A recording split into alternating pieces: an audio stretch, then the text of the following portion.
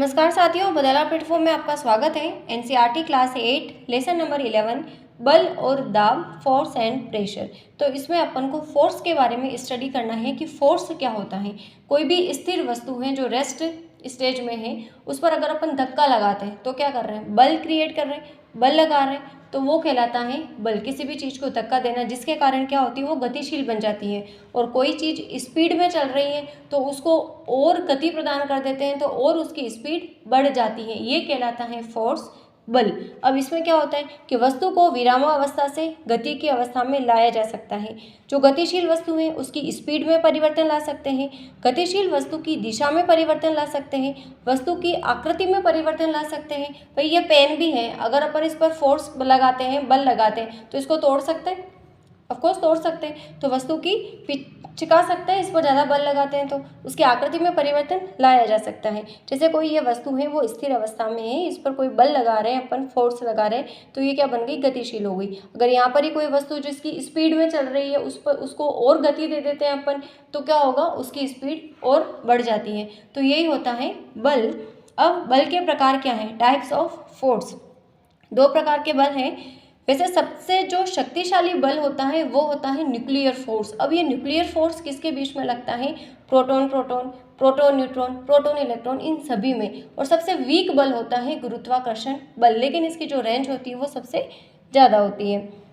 अब अपन को क्या है ध्यान में रखना है, बल कितने प्रकार का होता है, दो, कॉन्टैक्ट फोर्स और नॉन कॉन्टैक्ट फोर्स, यानी कि असंपर्क बल और संपर्क बल। असंपर्क बल का मतलब क्या होता है कि दो सरफेस के मध्य में किसी प्रकार का संपर्क नहीं है। जब बल लगाने वाली वस्तु और उस बल का अनुभव लेने वाली जो वस्तु है, दोनों आपस में संपर्क में नहीं है, तो वो क्या कहलाता है, असंपर्क बल, नॉन कॉन्टैक्ट फोर्स। ओके, इसमें कौन आता है, गुरुत्वाकर्षण बल हो गया, ये विद्युत बल हो गया, विद्युत चुंबकीय बल हो गया, ये किस में आते हैं, असंपर्क बल में, नॉन कॉन्टैक्ट फोर्स में। जबकि कॉन्टैक्ट फोर्स क्या होता है, संपर्क बल। दोनों जो बल लगाने वाली वस्तु और बल का अनुभव करने वाली वस्तु, वो दोनों चीज़ें अगर संपर्क में है तो वो क्या कहलाती है, संपर्क बल। अब इसमें क्या होता है, मस्कुलर फोर्स, पेशीय बल, एक हो गया घर्षण बल। तो घर्षण बल का तो आगे पूरा चैप्टर है, चैप्टर नंबर 12 घर्षण का, तो इसमें अभी अपन को इतना सा ध्यान रखना है। अब पेशीय बल किसको कहते हैं कि हमारी जो भी मांसपेशियां हैं, मसल्स हैं, उसके द्वारा जो बल लगता है उसको कहते हैं मस्कुलर या पेशीय बल। ओके, अभी अपन को सिर्फ इतना ही ध्यान रखना है। विद्युत बल क्या होता है, इलेक्ट्रोस्टैटिक फोर्स, कि दो आवेशों के मध्य में जो बल लगता है, एक आवेशित वस्तु है, चार्जेबल है, किसी दूसरी आवेशित वस्तु पर लगाया गया जो बल होता है वो कहलाता है इलेक्ट्रोस्टैटिक फोर्स। और अगर वस्तु संपर्क में नहीं भी है तो भी ये बल वर्क करता है, इसलिए इसको कहते हैं स्थिर विद्युत असंपर्क बल। फिर होता है गुरुत्वाकर्षण बल, ग्रेविटेशनल फोर्स। क्या होता है, जब वस्तुएं पृथ्वी की ओर क्यों गिरती हैं, क्योंकि वहाँ पर भी एक पृथ्वी का जो बल है उसको क्या कहते हैं, गुरुत्व बल कहते हैं। वस्तुएं पृथ्वी की ओर इसलिए गिरती है क्योंकि इसको भी अपनी ओर आकर्षित करती है, और इस फोर्स को गुरुत्वीय बल कहते हैं। और यह भी एक अट्रैक्टिव फोर्स होता है, क्योंकि गुरुत्व बल प्रत्येक वस्तु पर लगता है, इसीलिए तो हम ऊपर से कोई भी चीज़ गिराते हैं तो वो पृथ्वी की ओर जाती है, हम कोई नल खोलते हैं तो भी पानी धरती की ओर बहने लगता है। और गुरुत्व बल के कारण ही नदियों में पानी जो है वो नीचे की तरफ बहता है। पृथ्वी का गुण नहीं है, जो गुरुत्व है वो विश्व में सभी जो वस्तुएं चाहे छोटी हैं बड़ी हैं, एक दूसरे के ऊपर बल लगाती है, और यही कहलाता है ग्रेविटेशनल फोर्स। ओके,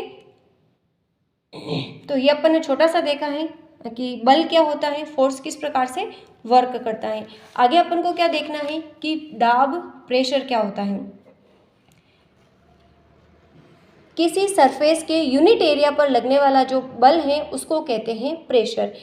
इसका फॉर्मूला होता है प्रेशर P = F/A। एक F का मतलब होता है फोर्स, A का मतलब होता है एरिया, क्षेत्रफल।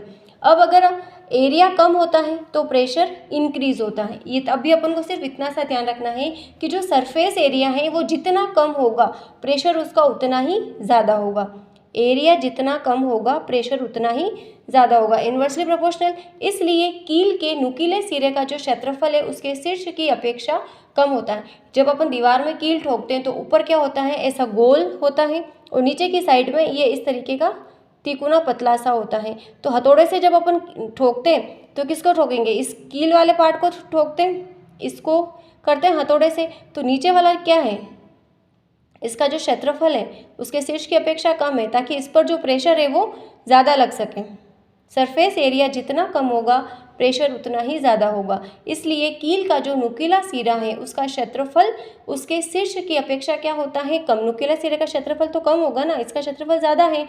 क्यों? क्योंकि इस पर प्रेशर ज़्यादा क्रिएट हो सके। भारी वाहन होते हैं उनके टायर कैसे बनते हैं, मोटे व चौड़े बनाए जाते हैं, ताकि इन पर वाहन के भार जो है वो फोर्स के कारण लगने वाला जो प्रेशर है वो कम किया जा सके, और इसे अपन आसानी से समझ सकते हैं। फिर P = F/A। अब जो फोर्स प्रेशर है उसका यूनिट क्या होता है, ये अपन को थोड़ा सा ध्यान में रखना है, क्योंकि यहाँ से क्वेश्चंस बनता है। P = F/A। अब फोर्स का क्या होता है, न्यूटन। पहले अपन ने देखा था फोर्स को किस में मापते हैं, न्यूटन, और एरिया को मीटर स्क्वायर। तो दाब का जो SI मात्रक है वो न्यूटन मीटर-2 लिख सकते हैं इसे। इसको अपन क्या कहते हैं, पास्कल। तो रीट में एक बार ये क्वेश्चंस भी बना था कि सेकंड ग्रेड में भी क्वेश्चन बना था कि दाब का जो SI मात्रक है वो क्या होता है, पास्कल। या पास्कल किसका मात्रक है, तो पास्कल किसका मात्रक होता है, प्रेशर का। ओके। वायुमंडलीय दाब जो एटमॉस्फेरिक प्रेशर है 1 एटमॉस्फेरिक किसके इक्वल होता है, 760 mm ऑफ Hg। अभी क्लास 8 के अकॉर्डिंग अपना जो कम्पिटिटिव एग्जाम्स के हिसाब से है अपन ने कंप्लीट कर लिया है। कल इसके ऑब्जेक्टिव क्वेश्चंस अपन कर लेंगे। क्लास 8 में 2-4 चैप्टर और हैं, वो फटाफट अपन कंप्लीट कर लेते हैं। फिर आगे का देखते हैं अपन क्या करना है। सेकंड ग्रेड का अपन जो साइंस है कंप्लीट, उसके शॉर्ट नोट्स और ऑब्जेक्टिव क्वेश्चंस वो करना है, या 9th और 10th पहले कंप्लीट करना है, क्योंकि सेकंड ग्रेड का जो साइंस का पेपर है उसमें 1st to 8th का पार्ट तो बहुत ही कम रहता है, न के बराबर है। ये तो रीड के लिए है साइंस, अगर कम्पिटिटिव एग्जाम्स में काम आती हैं तो।